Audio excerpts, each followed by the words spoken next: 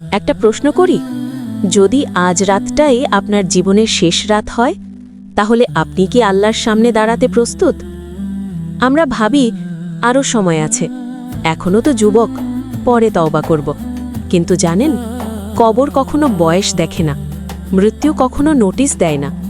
যে আল্লাহ এক ফোঁটা পানি দিয়ে জীবন দেন, এক সেকেন্ডেই সেই জীবন নিয়ে নিতেও পারেন।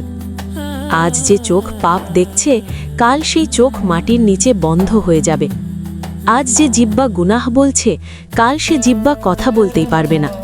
কিন্তু আশ্চর্যের কথা জানেন, এখনও আল্লাহর দরজা খোলা, এখনও তওবা কবুল হয়, এখনও এক ফোঁটা চোখের পানি জাহান্নামের আগুন নিভিয়ে দিতে পারে।